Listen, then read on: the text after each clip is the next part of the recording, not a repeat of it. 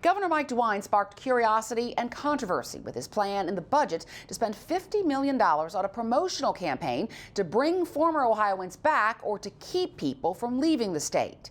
It turns out Ohio's private nonprofit Jobs Development Corporation is doing something similar with businesses. But as Statehouse correspondent Jo Ingles reports, part of the overall strategy is raising eyebrows and questions. In rainy Seattle, there's a billboard that reads, "Live where you can actually save for a rainy day."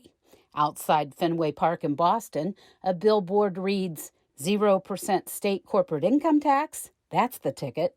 And high over Times Square in New York City, there are signs that say things like, "Your buildings are taller, our taxes are smaller." Those edgy ads are just part of an overall strategy by JobsOhio to lure business owners away from high-tax cities to Ohio, where there's no corporate business tax and where housing is more affordable.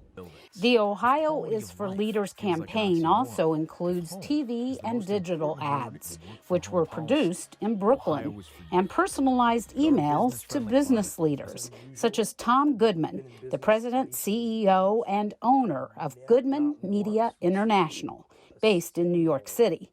He's received emails, phone calls, and voicemails to try to get him to relocate his business to Central Ohio, where he attended college at Ohio Wesleyan University in the 70s.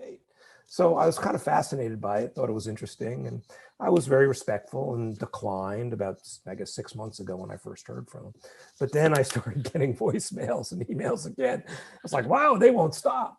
So, I think it's, fascinating more than anything else to me.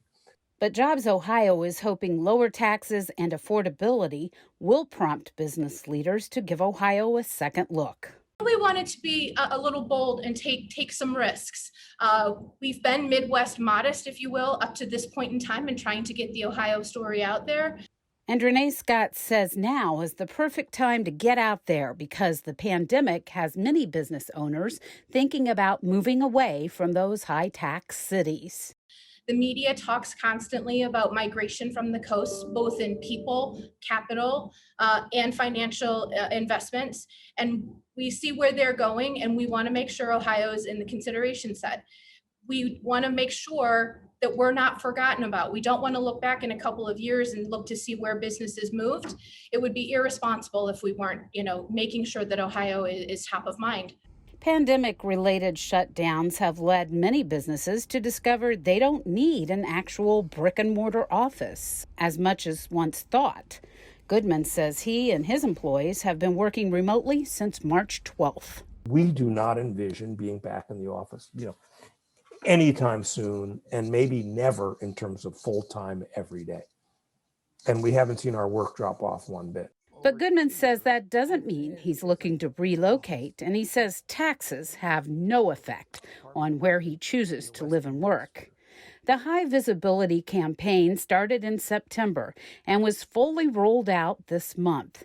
And it's provided fodder for hundreds of comments on social media from current and former Ohioans who say it's not taxes turning them off, but the state's political climate.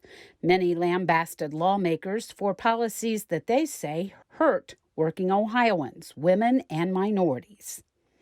But Governor Mike DeWine rejected that in a widely reported comment in a recent press conference. Ohio is a welcoming place. I don't care who you are. We want you to come to Ohio.